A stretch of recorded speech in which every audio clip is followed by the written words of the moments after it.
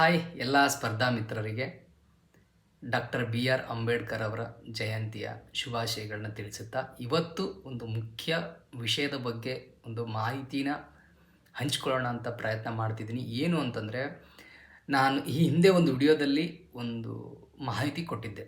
But ಅದನ್ನು ಯಾರು ಕೂಡ ಕರೆಕ್ಟಾಗಿ ನೋಡ್ದೇ ಮೆಸೇಜ್ ಮಾಡ್ತಿದ್ದೀರಾ, ಕಮೆಂಟ್ ಮಾಡ್ತಿದ್ದೀರಾ. ಸೊ ಅದನ್ನು ಕಂಪ್ಲೀಟಾಗಿ ವಿಡಿಯೋ ನೋಡಿ, ಅದರ ಉದ್ದೇಶ ಏನಿತ್ತು, ನಾನು ಹೇಳುವಂಥ ಉದ್ದೇಶ ಏನು, ಯಾಕೆ ಅಂತ. ಸೊ ನಾನು ಅಲ್ಲಿ ಹೇಳಿದೆ, KS ಪ್ರಿಲಿಮ್ಸ್ ಬಗ್ಗೆ ನಡೆದಿರ್ತಕ್ಕಂಥ ಹೋರಾಟ ಇತ್ತೀಚೆಗೆ ತಣ್ಣಗಾಗುವಂಥ ಪ್ರಯತ್ನ ಆಗಿದೆ. ಒಂದು ವೇಳೆ ಕೋರ್ಟಿಂದ ಯಾವುದೇ ರೀತಿಯಾಗಿ ತಡೆ ಬರಲಿಲ್ಲ, ಪ್ರೊಸೆಸ್ನ ಮುಂದುವರಿಸಿ ಅಂತ ಬಂದರೆ ಖಂಡಿತ ಅದೇ ಡೇಟಿಗೆ ಮೇನ್ಸ್ ನಡೆಯುತ್ತೆ ಅಂತ ಹೇಳಿರ್ತಕ್ಕಂಥದ್ದು ಆ ವಿಡಿಯೋದಲ್ಲಿ. ಓಕೆನಾ? ನೀವು ಇಲ್ಲ ಕನ್ನಡ ಮಾಧ್ಯಮದ ವಿದ್ಯಾರ್ಥಿಗಳಿಗೆ ಅನ್ಯಾಯ ಆಗಿದೆ, ನೀವು ಕೂಡ ಕನ್ನಡಕ್ಕೆ ಸಪೋರ್ಟ್ ಮಾಡ್ತಿಲ್ಲ ಅಂತ ನೀವು ಮೆಸೇಜ್ ಮಾಡಿದ್ದೀರಾ ಟೆಲಿಗ್ರಾಮಲ್ಲಿ, ವಾಟ್ಸಪ್ಪಲ್ಲಿ. ಬಟ್ ನಾನು ಇವತ್ತು ಒಂದು ಮಹತ್ವದ ವಿಷಯದ ಬಗ್ಗೆ ಹೇಳಕ್ಕೆ ಬರ್ತಿದೆ ಅಂದರೆ, ಮತ್ತೆ ಅಕ್ಸಾ ಸಂಘಟನೆ ಧಾರವಾಡದಿಂದನೂ ಕೂಡ ಪಾದಯಾತ್ರೆ ಮುಖಾಂತರ KPSC ಮಾಡಿರ್ತಕ್ಕಂಥ ಕನ್ನಡಿಗರಿಗೆ ಅನ್ಯಾಯದ ವಿರುದ್ಧ ಪ್ರತಿಭಟನೆ ಮಾಡ್ಕೊಂಡು ಪಾದಯಾತ್ರೆ ಬರ್ತಿದ್ದಾರೆ. ಸೊ ಇದ್ರ ಹಿಂದೆ KS ಬಗ್ಗೆ ಒಂದು ಇನ್ಫಾರ್ಮೇಷನ್ ನೋಡೋಣ. ಏನಂತಂದರೆ, KPSC ನೋಟಿಫಿಕೇಷನ್ ಆಯಿತು, KPSC ಕಡೆಯಿಂದ KS ನೋಟಿಫಿಕೇಷನ್ ಆಯಿತು. ಆಗಸ್ಟಲ್ಲಿ ಎಕ್ಸಾಮು ಕೂಡ ಆಯಿತು. ಬಟ್ ಆಗಸ್ಟಲ್ಲಿ ಆಗಿರ್ತಕ್ಕಂಥ ಎಕ್ಸಾಮಲ್ಲಿ ಕ್ವಶನ್ ಪೇಪರ್ ಅನುವಾದ ಇತ್ತು ಅಂದರೆ, ಅದು ಏನು KPSC ಅವರೇ ಹೊಸದಾಗಿ ಒಂದು ಶಬ್ದಕೋಶನ, ಕನ್ನಡ ಶಬ್ದಕೋಶನ ರಚನೆ ಮಾಡಿದಾಗಿತ್ತು. ಅದಾದ ನಂತರ ಅದು ಸರ್ಕಾರಕ್ಕೆ ಗಮನಕ್ಕೆ ಬಂತು. ತಕ್ಷಣದಲ್ಲಿ ಇದನ್ನು ಎಕ್ಸಾಮ್ ಮಾಡಿ ಅಂತಲೂ ಕೂಡ ಮಾನ್ಯ ಮುಖ್ಯಮಂತ್ರಿಗಳು ಕೂಡ ತಿಳಿಸ್ಕೊಟ್ರು. ಅದಾದ ನಂತರ ಡಿಸೆಂಬರ್ಗೆ ಮತ್ತೆ ಎಕ್ಸಾಮ್ಗೆ ಡೇಟ್ ಕೊಟ್ಟರು. ಓಕೆನಾ? ಡಿಸೆಂಬರ್ 29ಕ್ಕೆ. ಸೊ ಎಲ್ಲೋ ಒಂದು ಕಡೆ ಕನ್ನಡಿಗರಿಗೆ ಆದಂಥ ಅನ್ಯಾಯನ ಪರಿಗಣಿಸಿ ಮುಖ್ಯಮಂತ್ರಿಗಳು ಕನ್ನಡ ಅಭಿಮಾನವನ್ನು ತೋರಿದ್ದಾರೆ ಅಂತ ಎಲ್ರಿಗೂ ಕೂಡ ಒಂದು ಅಭಿಮಾನ ಹೆಚ್ಚಾಯಿತು. ಸೊ ಅದು ಕೂಡ ಒಂದು ವಾಸ್ತವ ಅಂತ ನಾವು ಹೇಳ್ಬೋದು. ಆದರೆ ಅದೇ ಒಂದು ವಿಚಾರ ಅಂದರೆ, ಕನ್ನಡಕ್ಕೆ ಆಗಿರತಕ್ಕಂಥ ಅನುವಾದದ ಒಂದು ಏನು ತಪ್ಪುಗಳಿದ್ದಾವಲ್ಲ, ಅವು ಮತ್ತೆ ಡಿಸೆಂಬರ್ 29 ಎಕ್ಸಾಮಲ್ಲೂ ಕೂಡ ಅದೇ ಆಯಿತು. ಮೇಜರಾಗಿ 30ರಿಂದ 40 ಕ್ವಶನ್ಗಳು, ಮೇಜರ್ ಮತ್ತು ಮೈನರ್ ಬಿಡಿ, ಮೈನರ್ ಅದೆಲ್ಲ ಸೇರಿದ್ರೆ ಒಂದು 70 ಕ್ವಶನ್ ಆಯ್ತದೆ. ಮೇಜರಾಗಿ 30ರಿಂದ 40 ಕ್ವಶನ್ಗಳು ಅನುವಾದದಲ್ಲಿ ತೊಡಕಿದ್ದಾವೆ. ಬಟ್ ಈ 30ರಿಂದ 40 ಕ್ವಶನ್ ಏನು ಈಸಿ ಅಲ್ಲ.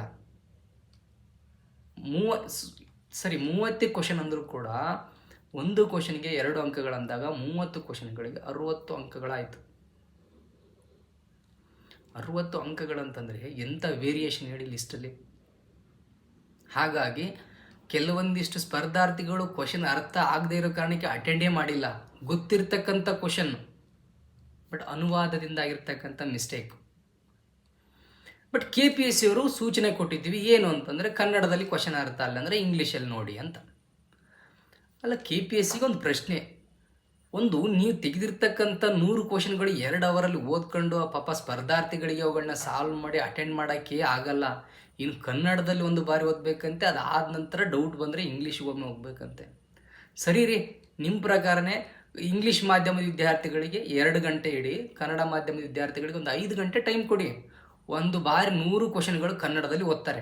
ಅದಾದ ನಂತರ ಯಾವ್ಯಾವ ಕ್ವಶನ್ಗಳು ಡೌಟ್ ಇದ್ದಾವೆ, ಮಿಸ್ಟೇಕ್ಸ್ ಇದೆ ಅಂತ ಫೈಂಡ್ ಔಟ್ ಮಾಡ್ತಾರೆ. ಅವುಗಳನ್ನ ಮಾರ್ಕ್ ಮಾಡಿ ಇನ್ನೊಂದು ಬಾರಿ ಇಂಗ್ಲೀಷಿಗೆ ನೋಡ್ತಾರೆ. ಇಂಗ್ಲೀಷ್ ಯಾಕಂದರೆ ಬೇಗ ಅರ್ಥ ಆಗಲ್ಲ. ಇಂಗ್ಲೀಷ್ ಅರ್ಥ ಆಗದೆ ಇರೋ ಕಾರಣಕ್ಕೆ ತಾನೇ ಕನ್ನಡದ ಮೊರೆ ಹೋಗೋದು. ಸೊ ಇಂಗ್ಲೀಷ್ನ ಅರ್ಥ ಮಾಡ್ಕೊಳ್ಬೇಕಂತಂದರೆ ಮಿನಿಮಮ್ ಏನಿಲ್ಲ ಅಂದ್ರೆ ಒಂದು 2 ಅವರ್ ಟೈಮ್ ಬೇಕು, ಎಕ್ಸ್ಟ್ರಾ 3 ಅವರ್ ಎಕ್ಸ್ಟ್ರಾ ಟೈಮ್ ಕೊಡಿ. ಯಾಕಂದರೆ ನೀವು ತಪ್ಪುಗಳನ್ನ ರಿಪೀಟ್ ಮಾಡ್ತಾನೆ ಇರ್ತೀರ. ಇದರಿಂದ ನಷ್ಟ ಆಗ್ತಿರೋದು ಸ್ಪರ್ಧಾರ್ಥಿಗಳಿಗೆ. ನೀವು ಒಂದು ನೋಟಿಫಿಕೇಶನ್ 5 ವರ್ಷ 6 ವರ್ಷ ಹೀಗೆ ನಡೆಸ್ತಾ ಇದ್ದರೆ KS ಕನಸು ಕಾಣ್ತಕ್ಕಂಥ ಸ್ಪರ್ಧಾರ್ಥಿಗಳ ಕಥೆ ಏನು? ಒಬ್ಬ ಕಾರ್ಮಿಕನ ಮಗ, ಒಬ್ಬ ದಿನಗೂಲಿ ಕೆಲಸ ಮಾಡ್ತಕ್ಕಂಥವ್ರ ಮಕ್ಕಳು, ಕುರಿ ಕಾಯುವಂಥವ್ರ ಮಕ್ಕಳು, ಯಾರೋ ಗಾರೆ ಕೆಲಸ ಮಾಡ್ತಕ್ಕಂಥವ್ರ ಮಕ್ಕಳು, ರೈತರ ಮಕ್ಕಳು, ಎಲ್ಲೋ ಹೋಟ್ಲಲ್ಲಿ ಅಲ್ಲಿ ಇಲ್ಲಿ ಕೆಲಸ ಮಾಡ್ತಕ್ಕಂಥ ಅಂಥವ್ರ ಮಕ್ಕಳು, ಅವರೆಲ್ಲ KS ಕನಸು ಕಾಣ್ತಕ್ಕಂಥದ್ದು. ಬಿಟ್ಬಿಡ್ಬೇಕಾ ಇಲ್ಲಿಗೆ ಕೈ? ಬೇಡಪ್ಪ, ಇವ್ರು KPSC ಅವರು ನಮಗೆ ಉದ್ಯೋಗ ಕೊಡೋಕ್ಕಾಗ್ತಿಲ್ಲ, ಅಥವಾ ಅವ್ರ ಪೇಪರ್ ರೆಡಿ ಮಾಡ್ತಕ್ಕಂಥದ್ದು ಅವ್ರ ತಕ್ಕಂಗೆ ನಮ್ಗೆ ರೆಡಿ ಆಗ್ತಿಲ್ಲ ಅಂತೇಳಿ. ಸೊ ಏನು ಮಾಡೋಕ್ಕೆ ಹೊರಟಿದ್ದೀರಾ? ಫಸ್ಟು 200 ಕ್ವಶನ್ ತೆಗಿಯೋಕ್ಕಾಗಲ್ಲ ಅಂತಂದರೆ ಅದಕ್ಕೆ ಒಂದು ಕನ್ನಡ ಭಾಷಾ ಪಂಡಿತರನ್ನು ನೇಮಕ ಮಾಡಿ ಸಮಿತಿ ರಚನೆ ಮಾಡಿ ತಪ್ಪುಗಳು ಆಗಿದವ ಇಲ್ಲೋ ಅಂತ ಸಮಿತಿನ ರಚನೆ ಮಾಡೋ ಬದಲು ಅದೇ ಕನ್ನಡ ಪಂಡಿತರನ್ನ ಇಟ್ಕೊಂಡು 100 ಕ್ವಶನ್ ತೆಗಿಯೋಕ್ಕಾಗಲ್ಲ. ಒಂದು ಪೇಪರ್ 100, ಇನ್ನೊಂದು ಪೇಪರ್ 100 ಕ್ವಶನ್ಗಳು. ಎಷ್ಟು ಸಮಯದಿತ್ತು ನಿಮ್ಗೆ ಹೇಳಿ? ಆಗಸ್ಟಲ್ಲಿ ಎಕ್ಸಾಮ್ ಆಯಿತು, ಅದರಿಂದ ಮತ್ತೆ ಸೆಪ್ಟೆಂಬರ್, ನವಂಬರ್, ಡಿಸೆಂಬರ್ ಮತ್ತೆ 3 ತಿಂಗಳ ಕಾಲಾವಕಾಶ ಇತ್ತು.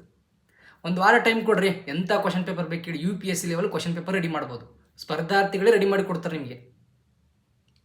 ಖರ್ಚೇ ಬೇಡ, ಅಷ್ಟು ಕೋಟಿ ಇಷ್ಟು ಕೋಟಿ ಖರ್ಚು ಮಾಡಿಕೊಂಡು ಅವ್ರಿಗೆಲ್ಲ ವ್ಯವಸ್ಥೆ ಮಾಡಿ. ಯಾರಿಗೋಸ್ಕರ? ಕನ್ನಡಿಗರಿಗೋಸ್ಕರ ನೀವು ಇಲ್ಲ ಅಂತಂದರೆ KPSC ಇದ್ದರೂ ಅಷ್ಟೇ, ಹೋದ್ರೆ ಅಷ್ಟೇ. ಸೊ ಹಾಗಾಗಿ ನಾನು ಈ ಒಂದು ಮಹತ್ವದ ವಿಷಯ ಏನಂತಂದರೆ KS ಎಕ್ಸಾಮೇ ಬೇಡ, ನೋಟಿಫಿಕೇಷನ್ ಆಗಲಿ. ಯಾಕೆ ಸರ್ಕಾರ ಕೂಡ ಇದ್ರ ಬಗ್ಗೆ ತಲೆ ಕೆಡಿಸ್ಕೊಳ್ತಿಲ್ಲ? ಅಂಥದ್ದೇನಿದೆ ಇದರಲ್ಲಿ? ಅಥವಾ ಆಡಳಿತ ನಡೆಸ್ತಿರೋದು ಸರ್ಕಾರನ ಅಥವಾ KPSCನ? ಸರಿ, ಕೋರ್ಟಲ್ಲಿ ಕೇಸ್ ಇದೆ, ಪ್ರಕರಣ ದಾಖಲಾಗಿದೆ, ಇಲ್ಲ ಅಂತಲ್ಲ. ಬಟ್ ಸರ್ಕಾರ ಕೂಡ ಇಷ್ಟೊಂದು ಹೋರಾಟ, ಫ್ರೀಡಮ್ ಪಾರ್ಕ್ಗೂ ಮತ್ತು ವಿಧಾನಸೌಧಕ್ಕೂ ತುಂಬ ದೂರ ಏನಿಲ್ಲ, 1 ಕಿಲೋಮೀಟರ್ನೂ ಡಿಸ್ಟೆನ್ಸ್ ಇಲ್ಲ. ಅಲ್ಲಿ ನಡೆದಿರ್ತಕ್ಕಂಥ ಎಷ್ಟೋ ದಿನಗಳ ಕಾರಣ ಧರಣಿ ಕೂತರು, ಹೋರಾಟ ಮಾಡಿದ್ರು, ಕರವೇದವರು ಬಂದರು. ಮತ್ತು ಇದ್ರ ಮೂಲಕ ಮಾಧ್ಯಮಗಳು ಕೂಡ ಯಾವುದ್ಯಾವುದೋ ಸಣ್ಣ ಪುಟ್ಟ ಕೆಲ್ಸಕ್ಕೆ ಬಾರದಾಗ್ತಕ್ಕಂಥ ವಿಷಯಗಳನ್ನ ನೀವು ಪ್ರಸಾರ ಮಾಡೋ ಬದಲು ಇಂಥ ಕನ್ನಡಕ್ಕೆ ಅನ್ಯಾಯ ಆಗಿದೆ, ಕನ್ನಡಿಗರಿಗೆ ಅನ್ಯಾಯ ಆಗಿದೆ, ಅದೆಷ್ಟೋ ಯುವಕರು ಕನಸೇನಿದೆಯಲ್ಲ ಆ ಕನಸು ನುಚ್ಚುನೂರಾಗಿದೆ, ಅದನ್ನು ಪ್ರಸಾರ ಮಾಡಿ. ಸೊ ಸದ್ಯದಲ್ಲಿ ಇವಾಗ ಪಾದಯಾತ್ರೆ ಬರ್ತಿದ್ದಾರೆ, ಆ ಒಂದು ಸಂಘಟನೆ ಮುಖಾಂತರ, ಅಕ್ಸ ಸಂಘಟನೆ ಮುಖಾಂತರ. ಸೊ ಎಲ್ಲರೂ ಕೂಡ ಇವನ್ ಪ್ರಿಲಿಮ್ಸ್ ಆಗಿದೆ, ನಾವು ಕನ್ನಡ ಮಾಧ್ಯಮದ ವಿದ್ಯಾರ್ಥಿಗಳು ಆದರೂ ಕೂಡ ನಮ್ಮದು ಪ್ರಿಲಿಮ್ಸ್ ಆಗಿದೆ, ನಾವು ಮೇನ್ಸ್ಗೋಸ್ಕರ ಓದ್ತಿದ್ದೀವಿ ಅಂತ ಅಂದ್ಕೊಳಕ್ಕೆ ಹೋಗ್ಬೇಡಿ. ಪ್ರಿಲಿಮ್ಸಲ್ಲಿ ಆಗಿರೋ ಅನ್ಯಾಯ ಮೇನ್ಸಲ್ಲಿ ಆಗಲ್ಲ ಅಂತ ಅಂದ್ಕೊಳಕ್ಕೆ ಹೋಗ್ಬೇಡಿ. ನಾಳೆ ನಿಮಗೆ ಮೇನ್ಸಲ್ಲಿ ಆದರೆ ನಿಮ್ಗೆ ಯಾರು ಕೂಡ ಸಪೋರ್ಟಿಗೆ ಬರಲ್ಲ, ನೀವು ಒಬ್ಬೊಬ್ಬರೇ ಹೋಗ್ಬಿಟ್ಟು ಫೈಟ್ ಮಾಡಿ ನ್ಯಾಯವನ್ನು ಪಡಿತಕ್ಕಂಥ ಸಾಧ್ಯತೆ ಇಲ್ಲ. ಹಾಗಾಗಿ ಒಂದು ತಳಮಟ್ಟದಿಂದ, ಗ್ರೌಂಡ್ ಲೆವೆಲಿಂದನೇ KPSC ಸುಧಾರಣೆ ಆಗಲಿ. ರೀನೋಟಿಫಿಕೇಷನಲ್ಲಿ ನೀವು ಹೆಂಗೂ ಚೆನ್ನಾಗಿ ಓದಿದ್ರೆ ರೀನೋಟಿಫಿಕೇಷನ್ ಆದರೂ ಕೂಡ ನೀವು ಎಕ್ಸಾಮ್ ಬರೀತೀರಾ, ಪ್ರಿಲಿಮ್ಸ್ ಕ್ಲಿಯರ್ ಮಾಡ್ತೀರಾ. ಸೊ ಕನ್ನಡಿಗರಿಗೆ ನ್ಯಾಯ ಸಿಗಲಿ, ಕನ್ನಡಕ್ಕೆ ನ್ಯಾಯ ಸಿಗಲಿ ಫಸ್ಟು. ಹಾಗಾಗಿ ಯಾಕೆ ಅಂತಂದರೆ ನೋಡಿ, ಇಂಗ್ಲೀಷ್ ಚೆನ್ನಾಗಿ ಬರ್ತಿತ್ತು ಅಂತಂದರೆ ನೀವು 5 ವರ್ಷ 6 ವರ್ಷ ಮಾಡ್ತಕ್ಕಂಥ ನೋಟಿಫಿಕೇಷನ್ಗೆ ಕನ್ನಡ ಮಾಧ್ಯಮದ ವಿದ್ಯಾರ್ಥಿಗಳು ಕಾಯ್ಕೊಂಡು ಕೂತಿರ್ತಿರ್ಲಿಲ್ಲ, UPSC ಪ್ರಿಪೇರ್ ಆಗ್ತಿದ್ರು ಅವರು. ಇವನ್ ಏನಂತಂದರೆ UPSC ಇಂಗ್ಲೀಷ್ ಮಾಧ್ಯಮದಲ್ಲಿ ಅಥವಾ ಹಿಂದಿ ಎರಡರಲ್ಲಿದೆ. ನಮ್ಗೆ ಎರಡೂ ಭಾಷೆ ನಮ್ಗೆ ಗೊತ್ತಿಲ್ಲ ಕನ್ನಡದವರಿಗೆ. ಹಾಗಾಗಿ ಅದನ್ನು ತಯಾರಿ ಬಿಟ್ಟು ಕರ್ನಾಟಕದಲ್ಲಿ ಆದರೂ ಅಟ್ಲೀಸ್ಟ್ KS ಹುದ್ದೆಗೆ ಸಿಕ್ಕದಾದಮೇಲೆ ಸರ್ವಿಸ್ ಮೇಲೆ IAS ಹುದ್ದೆಗೆ ಹೋಗ್ತಕ್ಕಂಥ ಚಾನ್ಸಸ್ ಇದೆ ಅನ್ನೋ ಕಾರಣಕ್ಕಾಗಿ ಈ ಕನಸನ್ನ ಕಟ್ಕೊಂಡು ಕೂತಿದ್ದಾರೆ.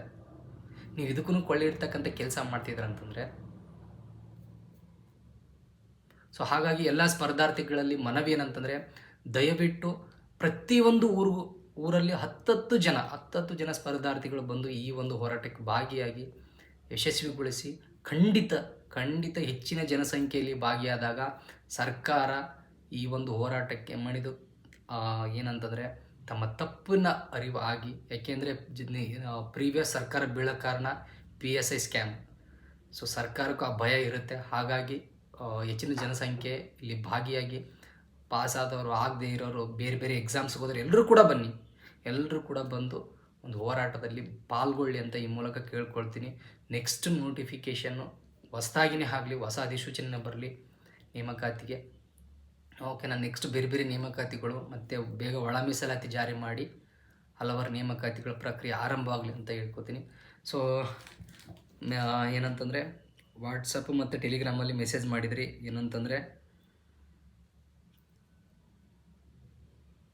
ಸೊ ಆ ಪ್ರೀವಿಯಸ್ ವಿಡಿಯೋ ನೋಡಿ, ಅದರಲ್ಲಿ ಕನ್ನಡ ಮಾಧ್ಯಮದ ವಿದ್ಯಾರ್ಥಿಗಳಿಗೆ ಅನ್ಯಾಯ ಆಗಿದೆ, ಸೊ ಪ್ರೊಟೆಸ್ಟಿಗೆ ಬೆಂಬಲ ಕೊಡಿ ಅಂತ. ಖಂಡಿತ ಎಲ್ಲರದ್ದು ಬೆಂಬಲ ಇರುತ್ತೆ, ಪಾಸ್ ಆದವ್ರದ್ದು ಇರುತ್ತೆ, ಆಗದಿರೋದು ಇರುತ್ತೆ, ಯಾಕಂದರೆ ಇದು ಕನ್ನಡದ ಅಭಿಮಾನ. ಹಾಗಾಗಿ ಮತ್ತು KS ಏಜ್ ಲಿಮಿಟ್ಸು ಮತ್ತು ರಿಸರ್ವೇಷನ್ ಬಗ್ಗೆ ತಿಳಿಸ್ಕೊಡಿ ಅಂತ ಹೇಳಿದ್ದೀರ. ಸೊ ಖಂಡಿತ ಅದ್ರ ಬಗ್ಗೆ ಒಂದು ಸಪ್ರೇಟ್ ವಿಡಿಯೋ ಮಾಡುವಂಥ ಪ್ರಯತ್ನ ಮಾಡ್ತೀನಿ. ಅದಾದ ನಂತರ ನೆಕ್ಸ್ಟು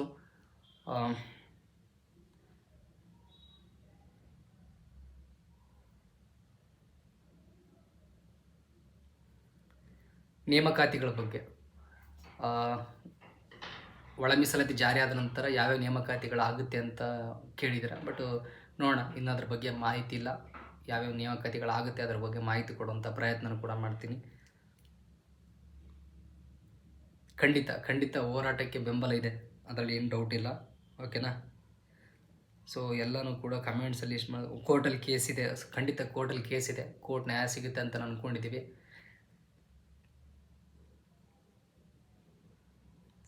KPSC ಬಗ್ಗೆ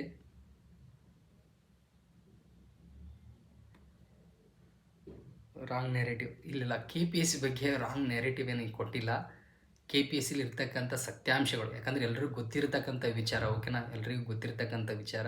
KPSCನ ಈಗಲಿಂದಲೂ ತುಂಬ ವರ್ಷಗಳಿಂದ ನೋಡ್ತಾ ಇದ್ದೀವಿ. KPSCಯ ಒಂದು ಏನದರ ಒಂದು ನಡವಳಿಕೆ ಇದೆ ಅಂತ ಗೊತ್ತಿದೆ. ಓಕೆನಾ? ಖಂಡಿತ ಕನ್ನಡ ಮಾಧ್ಯಮದ ವಿದ್ಯಾರ್ಥಿಗಳು ಖಂಡಿತ ನ್ಯಾಯ ಸಿಗಬೇಕು, ಕನ್ನಡಿಗರಿಗೆ ಸಿಗಬೇಕು ಹುದ್ದೆಗಳು, ಅತ್ಯುನ್ನತ ಹುದ್ದೆಗಳು ಕನ್ನಡಿಗರಿಗೆ ದೊರಕಬೇಕು. ಕನ್ನಡಿಗರಿಗೆ ಅಂಥ ಸಾಮರ್ಥ್ಯ ಇದೆ. ಓಕೆನಾ? ಖಂಡಿತ ತುಂಬ ವಾಟ್ಸಪ್ಪಲ್ಲಿ ಮೆಸೇಜ್ ಮಾಡಿದ್ರ. ಓಕೆನಾ? ಇರಲಿ, ಎಲ್ಲರೂ ಕೂಡ ಭಾಗವಹಿಸಿ, ಎಲ್ಲರೂ ಬಂದು ಯಾವಾಗ ಅವ್ರು ಡೇಟ್ ಕೊಡ್ತಾರೆ, ಒಂದು ಯಾವುದೋ ಬೆಂಗಳೂರಿಗೆ ರೀಚ್ ಆದಮೇಲೆ ಒಂದು ಪ್ಲೇಸ್ ಅವರೇನು ನಿಗದಿ ಮಾಡಿದ್ರೆ ಆ ಪ್ಲೇಸಿಗೆ ಹೋಗಿ ಒಂದು ಪ್ರೊಟೆಸ್ಟ್ ಮಾಡಿ ಅಂತ, ಮತ್ತು ಎಲ್ಲರೂ ಸೇರೋಣ ಅಂತ ಈ ಮೂಲಕ ತಮ್ಮಲ್ಲಿ ಕೇಳ್ಕೊಳ್ತೇನೆ. ಎಲ್ರಿಗೂ ಕೂಡ ಒಳ್ಳೆಯದಾಗಲಿ, ಈ ಒಂದು ಹೋರಾಟ ಯಶಸ್ವಿ ಆಗಲಿ, ಮತ್ತು KS ಹೊಸ ನೋಟಿಫಿಕೇಷನ್ ಬರಲಿ. ಓಕೆನಾ? ಎಕ್ಸಾಮ್ ಬೇಡ, ಹೊಸ ನೋಟಿಫಿಕೇಷನ್ ಬರಲಿ, ಇನ್ನಷ್ಟು ಹುದ್ದೆಗಳನ್ನ ಮತ್ತು ಇನ್ನಷ್ಟು ಮೇನ್ಸ್ಗೆ ರೇಷನ್ ಇನ್ಕ್ರೀಸ್ ಮಾಡತಕ್ಕಂಥದ್ದಾಗಲಿ, ಒಂದು ಕನ್ನಡ ಅನುವಾದಗಳು ಮಿಸ್ಟೇಕ್ ಆಗದೇ ಇರಲಿ. ನೆಕ್ಸ್ಟ್ ಯಾವುದೇ ನೋಟಿಫಿಕೇಷನಲ್ಲಿ